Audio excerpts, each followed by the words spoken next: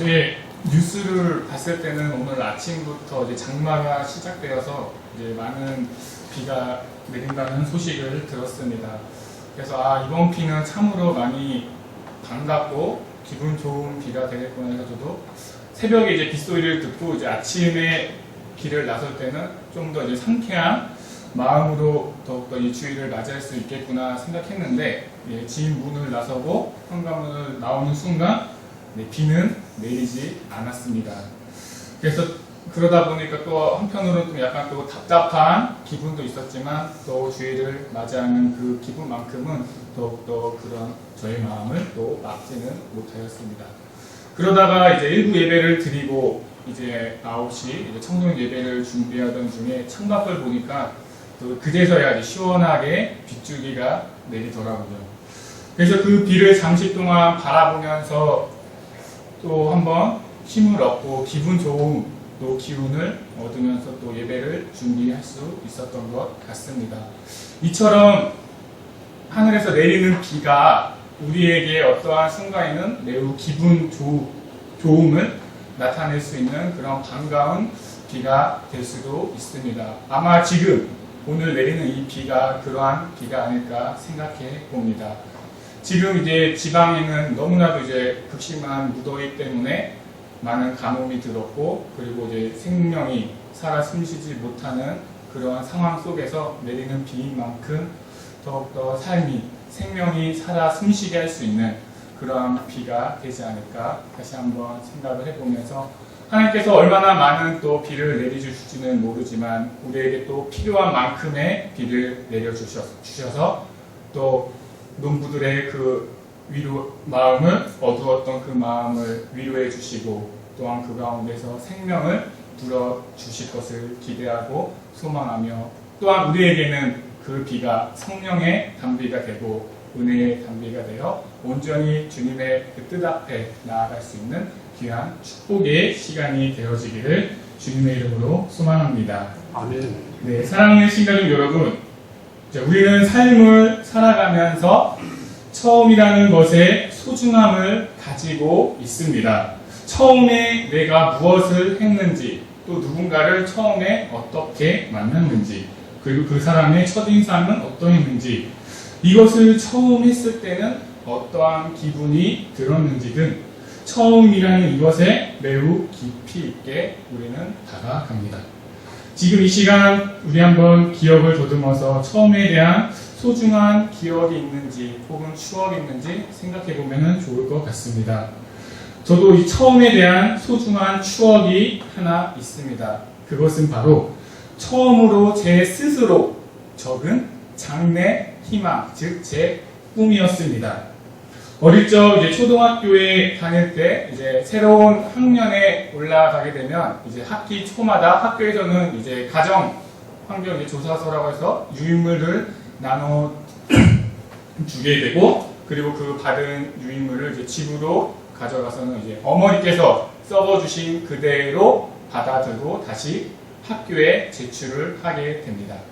그게 나타나 있는 항목들을 보게 되면 이제 기본적인 이제 가족 관계나 아니면 뭐 집 주소 등이 있고, 그리고 이제 아랫부분에 보게 되면 이제 장래 희망이라는 부분이 이제 한 칸 정도 되어 나와 있습니다.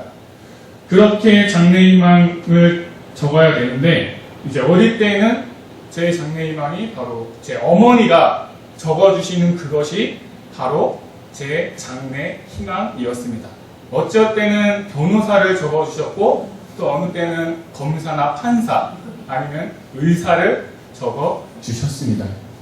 그런데 3학년 때, 초등학교 3학년 때 이제 처음으로 제 스스로 그 부분을 적게 되었는데, 그때 아마 저희 어머니께서는 변호사라고 적어주셨던 것 같아요. 근데 저는 그 부분을 이렇게 살짝 지운 다음에 그 장래 희망 글 안에 농구 선수라고 제 스스로 적어서 제출했던 기억이 납니다. 저는 그때 그 추억을 지금도 이렇게 가슴속에 깊이 간직하고 있습니다. 비록 그 꿈을 이루지는 못하였지만 그래도 제가 가진 첫 장래 희망이고 첫 꿈이라는 소중함이 있기 때문입니다. 이처럼 사람들은 처음이 주는 그 소중함을 간직하고자 하는 노력들을 더욱더 많이 하고 있습니다. 특히나 요즘 이제 스마트한 시대에서는 누구나 쉽게 그 소중한 부분들을 언제든지 볼 수 있고 기억할 수 있도록 남길 수 있습니다. 누구나 가지고 있는 내 스마트폰에 저장을 해놓고 다닌다든지 아니면 개인 SNS에 올려 남에게도 보여주고 또 내가 언제나 보고 싶을 때 본다든지 아니면 요즘은 잘 쓰지는 않지만 일기를 통해서 그 기록들을 남겨놓는다든지 아니면 찍었던 그 사진들을 출력하여 앨범을 만들어서 간직을 한다든지 이처럼 나만이 할 수 있는 그 여러 가지 방법들을 통해 내가 했던 처음에 대한 그 소중한 추억들 혹은 나의 자녀들이 했던 처음으로 했던 그 일들 아니면 우리 장로님들이나 권사님들은 이제 손주 손녀들이 처음으로 했던 그 일들에 대한 소중함들을 우리는 간직하고 있습니다. 이렇게 처음이라는 그 말이 우리의 삶 속에서 매우 가깝게 머물러 있습니다. 오늘 본문 말씀 속에서도 처음에 대한 부분을 이야기합니다. 자, 말씀 속에서는 어떠한 처음을 이야기하는지 우리 다 같이 보도록 하겠습니다. 먼저 오늘 우리가 본문 말씀이었던 요한 1서 그 말씀을 이해하기 위해서 요한 1서가 쓰여졌던 그 당시의 상황에 대해서 한번 보고자 합니다. 신학적인 관점으로 바라봤을 때 예수님과 직접 공생애를 지낸 12명의 제자들 그리고 예수님께서 행하셨던 여러 가지 이적행위 혹은 예수님의 말씀을 직접 듣고 그 가운데서 예수님을 믿게 된 사람들 즉 예수님을 직접 목격한 사람들이라고 할 수 있습니다. 그리고 기독교 초기에 복음 전파에 가장 열심이었던 우리가 잘 알고 있는 바울과 그 동역자들을 가리켜서 원시 그리스도인 혹은 1세대 그리스도인이라고 말합니다. 예수님께서 부활 승천 이후 말씀하신 대로 오순절에 성령님께서 오셨고 그 강림 사건 이후로 예수님의 제자들과 그리고 사도 바울을 비롯한 수많은 1세대 그리스도인들은 복음 전파에 온 힘을 쏟게 되고 세계 곳곳으로 교회를 세워 나갑니다. 그리고 초창기의 기독교는 이제 지금처럼 유대교와 이렇게 유대교 따로 기독교 따로 이렇게 분리되어 있던 것이 아니라 예수님을 믿는 기독교는 유대교의 작은 한 소종파로서의 모습을 갖추면서 출발을 합니다. 활동을 합니다. 그렇다 보니까 로마 제국 안에서도 이제 기독교를 이제 새로운 종교로 본 것이 아니라 유대교와 같이 똑같은 유이신 하나님을 믿는 종교인데 거기에 예수님이 추가된 것으로만 간주하였습니다. 그래서 제국 안에서 기독교를 크게 대수롭지 않게 생각하였습니다. 그러다 보니 1세대 그리스도인들이 활동했던 그 시대에는 로마 제국의 박해보다는 이제 똑같은 하나님을 믿지만 예수님을 메시아로 인정하지 않는 즉 자신들과 이 생각이 다르다고 해서 기독교를 멸시하는 유대교나 혹은 유대주의자들에 의해서 박해를 당합니다. 그러한 어려움 속에서도 예수님의 말씀을 기억하면서 열심히 1세대 기독교인들은 교회를 세우고 복음 전파를 하였고 그렇게 시간이 흘러 AD 64년에 로마 대화재 사건이 일어나게 되는데 당시 로마 황제였던 네로는 화재의 범인으로 기독교인들을 지목합니다. 그때부터 이제 기독교에 대한 박해가 로마 제국의 박해로 확대가 되면서 이때 우리가 잘 알고 있는 것처럼 예수님의 제자들과 바울을 비롯한 수많은 1세대 그리스도인들이 제국의 박해로 인해 순교를 당합니다. 그런데 여기서 또 한 가지 우리가 알고 넘어가야 할 사실은 이제 앞서 이야기했던 것처럼 그 전에는 이제 기독교가 유대교의 작은 소종파의 모습으로 출발하였지만 이제 제국의 박해가 시작되는 이때부터 완전히 분리가 되어 대립의 관계가 형성되어지고 그 관계가 지금까지 이어져 오고 있습니다. 역사적 사실로 봤을 때 AD 70년에 유대 전쟁이 일어나게 되고 로마에 의해서 예루살렘 성전이 완전하게 붕괴되고 그러면서 유대교와 기독교는 갈라지게 됩니다. 이처럼 제국의 박해로 인해 예수님과 함께 하였던 혹은 예수님의 모습을 직접 보고 직접 말씀을 들었던 1세대 그리스도인들이 순교를 당하면서 그들이 세웠던 교회 안에서도 크고 작은 분쟁들이 생겨납니다. 그 당시에 세워진 교회 지도자들은 바로 1세대 그리스도인들이었습니다. 그 지도자들이 순교를 당하면서 그들이 세웠던 그 교회 안에서 작은 분쟁들이 일어나게 된 것이죠. 그리고 우리가 잘 알고 있는 것처럼 초대교회 교인들은 대부분이 이방인들이 많았고 그리고 로마 제국의 땅이 너무나도 넓다 보니까 각 지방에 따라 문화가 다르고 거기에 따른 서로를 인정하지 못함에서 오는 크고 작은 분쟁들이 또한 일어나게 됩니다. 그리고 그것뿐만 아니라 기독교를 무너뜨리려고 하는 거짓된 교리들이 등장을 하게 되고 그에 맞서서 당시 교회 안에서 활동하였던 이제 2세대 그리스도인들이 예수 그리스도의 그 참된 진리를 지키고자 많은 노력을 기울이게 됩니다. 그 당시에는 지금처럼 우리가 보는 이 성경책의 모습을 갖추고 있지 않았기 때문에 이제 거짓된 교리나 이제 저 그리스도의 그 공격으로부터 방어하기가 쉽지 않았습니다. 지금이야 성경이 이렇게 우리에게 주어졌기 때문에 성경의 근거에서 성경의 말씀에 뜻하지 않으면 우리가 거부하거나 아니면 그들을 인정하지 않을 수 이단으로 말할 수 있지만 그때 당시에는 이러한 성경책의 모습을 갖추지 않았기 때문에 더욱더 그러한 적그리스도의 공격으로부터 교회를 지키고자 그리고 예수 그리스도의 그 참된 복음의 진리를 지키고자 더 많은 노력을 기울이게 되었습니다. 그러한 노력에 맞서 그때까지 살아있었던 요한도 이제 요한일서 또한 요한 문서들을 통해 참된 진리의 그 말씀을 각 교회에게 알려줍니다. 그리고 오늘 그 말씀이 오늘날 지금 우리 가운데로 나와 함께하고 있습니다. 오늘 말씀에 보게 되면 요한은 21절에서 이렇게 말합니다. 내가 너희에게 쓰는 것은 너희가 진리를 알지 못하기 때문이 아니라 알기 때문이요 라고 21절에서 말합니다. 즉 예수님을 믿는 사람들에게 쓴다라는 그 사실을 우리에게 알려주고 있습니다. 예수님을 알고 그분이 그리스도심을 아는 교회에 다시 한번 알려주는 것이라고 할 수 있습니다. 그러면서 22절에서 거짓말하는 자나 예수께서 그리스도임을 부인하는 자나 아버지와 아들을 부인하는 그가 적 그리스도라고 다시 한번 알려주고 있습니다. 이렇게 참된 진리를 왜곡하려는 적 그리스도인이 너희는 조심해야 한다라는 이 말을 그 말씀 속에 내포하고 있습니다.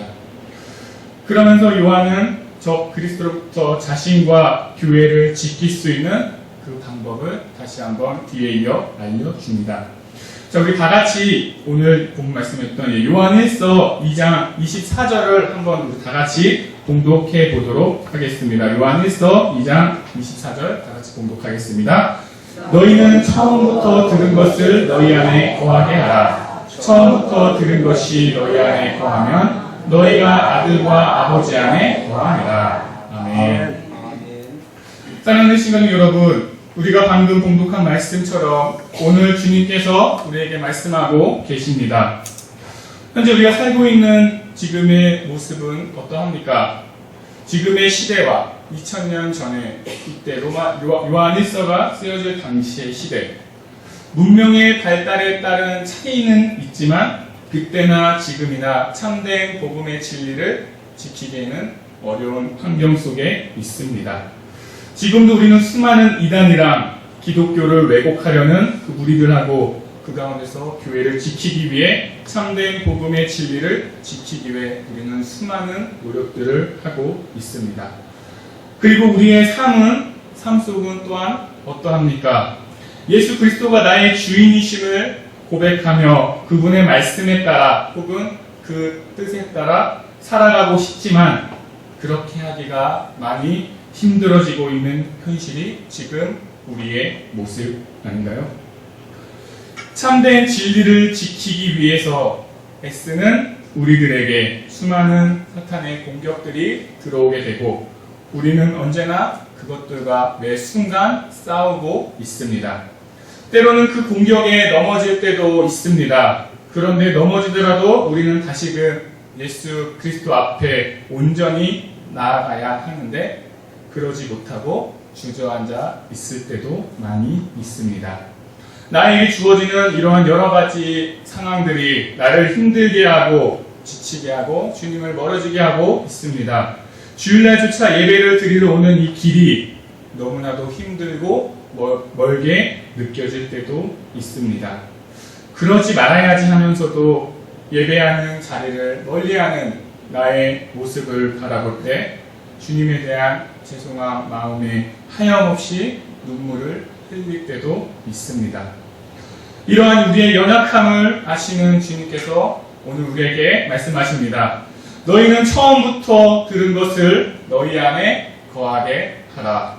아멘. 요한일서가 쓰여진 그 당시의 상황은 제국의 박해와 함께 더불어 거짓된 교리와 적 그리스도로부터 교회가 공격을 당하면서 많은 교인들이 그로 인해 예수님이 그리스도이심을 잊어버리거나 그에 대한 믿음이 약해지게 되었습니다. 그러한 모습들을 바라보며 요한은 그들에게 너희가 처음 들은 그 진리의 말씀을 다시금 기억하라 라고 말하고 있습니다. 너희가 처음으로 들은 그 말씀이 그리고 그 복음이 그 진리가 참된 진리임을 다시금 알려주면서 거짓된 교리에 속지 말고 너희의 믿음을 담대히 지켜 그 어려운 상황을 이겨나가라고 말하고 있습니다. 그리고 그 말씀이 오늘날 우리에게 지금 전해지고 있습니다. 처음부터 들은 것, 그것이 과연 우리에게 있어서 무엇일까요? 그것은 바로 내가 주님을 인격적으로 처음 만난 그날입니다. 주님이 나의 구주이심을 처음으로 고백하였던 그날입니다. 예수님께서 나를 사랑하고 계시고 나와 함께하고 계시구나 하고 처음으로 깨달은 그날을 기억하라. 다시금 마음속에 새기라고 오늘 말씀하고 계십니다. 사랑하는 신가족 여러분, 우리가 지금 이 자리에 앉아서 예배를 드리고 말씀을 듣는 것이 단순히 할 일이 없어서 시간을 때우기 위해 그냥 누구 좀 만나서 이야기하기 위해 이 자리에 나온 것입니까? 아닙니다.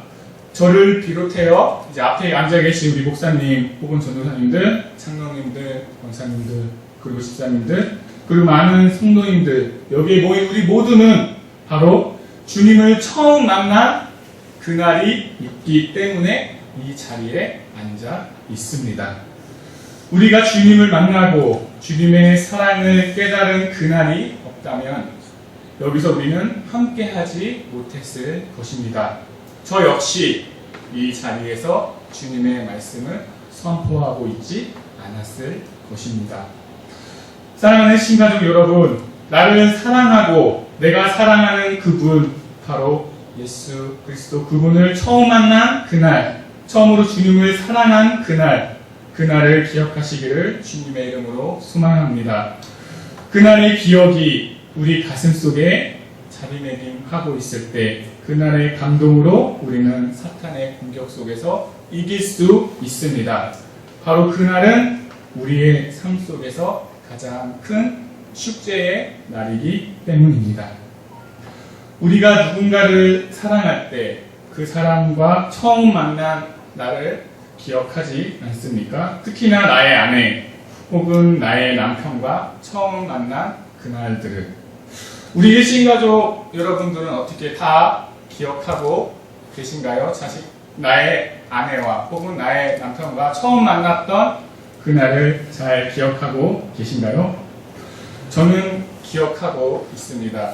2015년 제가 7월 2일 이제 강남역 12번 출구 앞에서 처음으로 제 아내를 만났습니다. 그러고 보니 이제 의도한 건 아닌데 오늘이 딱 만난 지 2년째 되는 날이 되더군요. 이처럼 내가 가장 사랑하는 그 사람과의 처음 만난 그날도 우리는 기억하면 우리의 마음이 편안해지고 기분이 좋아지는데, 나를 하염없이 사랑하시는 그런 우리를, 주님을 처음 만난 그날은 말로 표현할 수 없는 기쁨이 있고 소망이 있습니다. 그리고 지금의 어려운 그 상황을 이겨내고 다시금 주님께로 나아갈 수 있는 그 힘을 우리에게 주십니다. 오늘은 우리 교회 일신교회 창립 41주년 창립 기념 주일로서 우리가 주님께 감사 예배를 드렸습니다. 올해로 벌써 41주년입니다. 하나님의 은혜가 아니면은 아마도 지금까지 오지 못했을 것입니다. 그리고 지금까지 오면서 크고 작은 어려운 일들도 많이 있었을 것입니다. 그럼에도 불구하고 이렇게 지금까지 올 수 있었던 것은 처음 하나님께서 일신교회를 세우게 하신 그 처음 사랑을 우리 성도님들 모두가 기억하고 있지 않았을까 다시 한번 생각을 해보게 됩니다. 사랑하는 신가족 여러분, 우리에게 있어서 가장 큰 축복은 바로 하나님의 사랑입니다. 값없이 거저주신 그 사랑, 처음으로 주님을 만나 느끼게 하신 그 사랑, 어느 무엇과도 그 누구와도 바꿀 수 없는 주님과의 그 처음 사랑을 가슴속 깊이 잘 간직하셨다가 어떠한 상황 속에서도 처음 사랑 그대로 주님께 나아가시기를 주님의 이름으로 소망합니다. 아멘. 기도하시겠습니다.